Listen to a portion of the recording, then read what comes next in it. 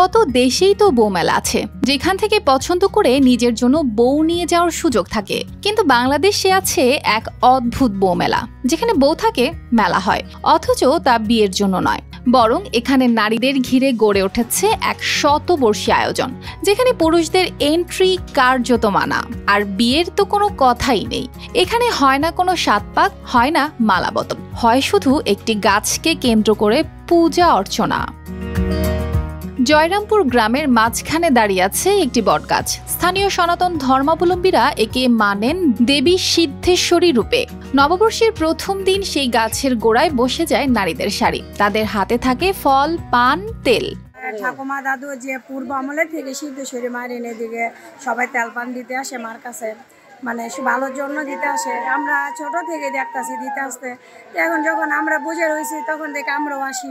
অনেক বছর ধরে আমরা তো এলাকার বউ, আমরা সঠিক বলতে পারি না, যত বছর হয়েছে বিয়ে হয়েছে অত বছর ধরে দেখতেছি এবং এখানে এইসব তেলপান দেই। এখানে আসছি আমরা মা বিপদনাশিনী তেলপান বাড়াতে, প্রতি বছরই আসি মার কাছে। আমাদের এটা আর কি বছর একবারই আসা হয় এখানে। আয়োজনকারীরা জানান, এক সময় এই পূজায় পুরুষদের প্রবেশাধিকারই ছিল না, এখন তাদের দেখা যায়, তবে শুধুই মেলার ভিড়ে, পূজার ঘনিষ্ঠ পরিসরে নয়। আমার সংসারের সুন্দর কামনা করার জন্য মারিটা হয়েছে, স্বামী সন্তান সুখে থাকে, শান্তিতে থাকে। এখানে মূলত নারীরা তাদের ছেলে মেয়ের সন্তুষ্টির জন্য এখানে পূজা দেওয়া হয়। এখানে আমরা পূজা করতে আসছি স্বামী সন্তান সবার ভালোর জন্য। এই পূজাটা আমাদের কয়েকশো বছর আগ থেকে শুরু হয়েছে। সবাই এখানে স্বামীর মঙ্গলার্থে এই পূজা পার্বণটা প্রতি বছরই করে থাকে। এই পূজার নিয়ম, একজন পরিবারের সদস্যদের জন্য একটি কড়ি ও মাটির ঠেলা রাখতে হয়। কথিত আছে এতে নাকি মনোবাঞ্ছা পূর্ণ হয়। এই শ্রী শ্রী সিদ্ধেশ্বরী কালী মায়ের মন্দিরের পরিচালনার দায়িত্বে আছি। আমার এখানে যারা সনাতনী আছে তাদেরকে সাথে নিয়ে, এবং প্রতি বছরের ন্যায় পয়লা বৈশাখেই এই পূজাটা অনুষ্ঠিত হয়।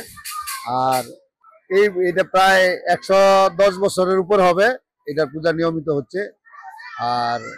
আর এই বউ গাছতলার নামটা হলো, এখানে যে তখন জমিদার ছিলেন শ্যামাচরণ ভৌমিক, যাকে শ্যামবাবু ভূয়া বলতো। তো এখানে আর আমাদের যে স্থানীয় হিন্দু সম্প্রদায় যারা ছিল সবাই মিলে, তখন এরা দেখলো যে সব জায়গায় তো মেলা হয়, সেখানে পুরুষরাই যায়, শুধু মহিলাদের জন্য একটা মেলার আয়োজন করি। তখনই এই মেলাটা হয়, এবং এই অত্র অঞ্চলের আশেপাশের অত্র অঞ্চলের লোকগুলিও এই মেলাতে অংশগ্রহণ, এবং তারা বলে দিল যে এখানে মহিলা এবং মেয়েরা এবং বউ মেয়ে যারা আছে তারাই এই মেলাতে অংশগ্রহণ করবে। তখন থেকে এটার নামকরণ হয়ে গেল বউ গাছতলা বা বউ মেলা। এই মেলার নাম বউ মেলা হয়েছে কারণ শুধুই নারীদের জন্য এটি খোলা ছিল, জামাইদেরও তখন আমন্ত্রণ জানানো হতো, কিন্তু পূজায় তারা অংশ নিতে পারতেন না। News desk, RTV।